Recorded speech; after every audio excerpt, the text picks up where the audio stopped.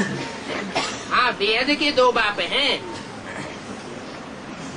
एक शिव बाप आत्माओं का बाप और एक मनुष्यों का बाप प्रजापिता। लेकिन दोनों बेहद के बापों में बड़ा बाप कौन है? शिव बाप। तो बड़ा बाप कहते हैं हमने तुमको विश्व का मालिक बनाया। तुमको माने किसको?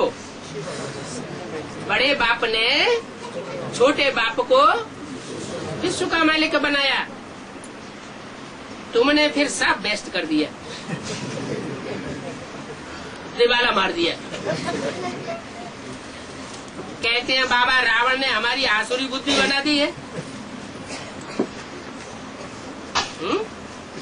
कैसी बुद्धि बना दी? आसुरी बुद्धि बना दी। आसुरी बुद्धि कहो, पत्थर बुद्धि कहो। इसलिए एक मुरली में बोला है, शंकर का चित्र भक्ति मार्ग में ऐसे बनाया है जैसे रावण।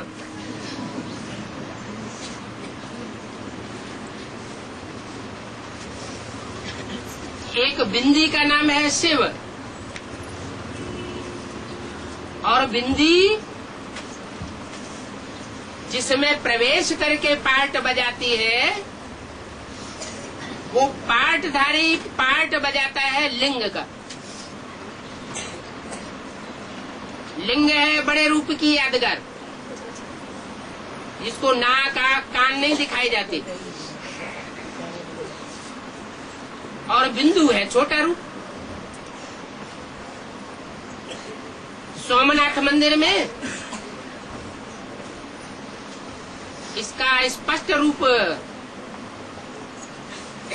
दिखाया गया था, चित्रित किया गया था। लाल पत्थर का लिंग दिखाया गया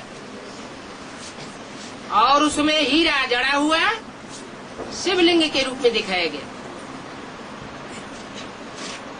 तो लिंग है निराकारी स्टेज को धारण करने वाले स्वरूप की यादगार।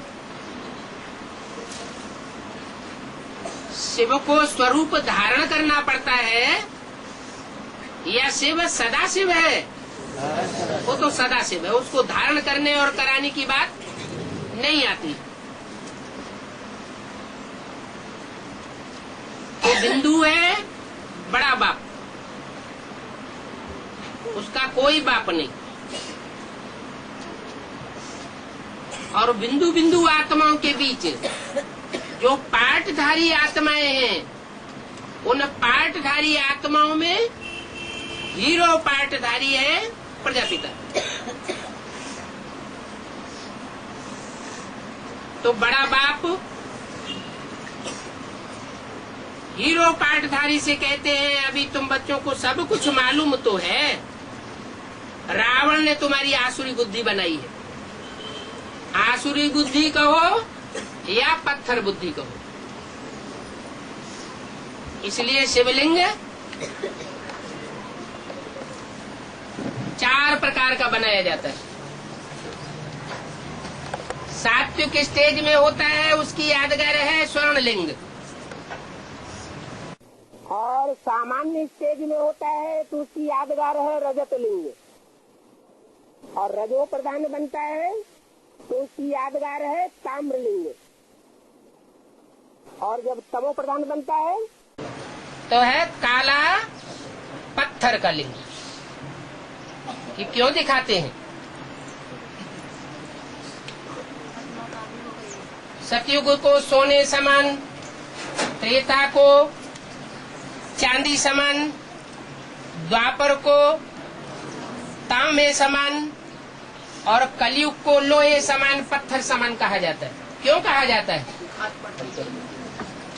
खाद तो पड़ती जाती है, खाद पड़ते पड़ते उसकी वैल्यू कम होती जाती है। तो कलयुग के अंत में जिसमें मुकर्रर रूप से वो प्रवेश करता है सुप्रीम सोल, वो कोई बात में पत्थर बुद्धि हो जाता है। उस पत्थर बुद्धि में परमात्मा प्रवेश करके उसे पारस बुद्धि बनाते हैं। पत्थर को याद करते हैं, भक्ति मार्ग में पत्थर के लिंग को याद करते आए, तो पत्थर के लिंग को याद करते करते क्या बन गए? पत्थर बुद्धि बन गए। उसी पत्थर बुद्धि में जब सुप्रीम सोल बाप प्रवेश करता है, राजयोग सिखाता है, तो राजयोग की पावर से वही पत्थर बुद्धि पारस बुद्धि बन जाता है। पारस कोई ऐसा पत्थर होता नहीं है जिसको छू देने से कोई सोना बन जाए। ये सिर्फ एक समझानी है कि वो स्वरूप साकार रूप में ऐसा बन जाता है, ऐसा प्रभावशाली बन जाता है कि जो आत्माएं उसके संसर्ग संपर्क में आएंगी, संबंध में आएंगी, उनमें परिवर्तन आता जाएगा। उसकी यादगार है पारस पत्थर। तो बोला तुम्हारा इस ड्रामा में वंडरफुल पार्ट है। क्या? कि तुम्हारे तामसी स्वरूप की याद से दुनिया पत्थर बुद्धि बन जाती है, खासकर भारतवासी, और तुम्हारे सात्विक रूप की यादगार से, उसे याद करने से दुनिया पारस बन जाती। अभी तो तुमने सब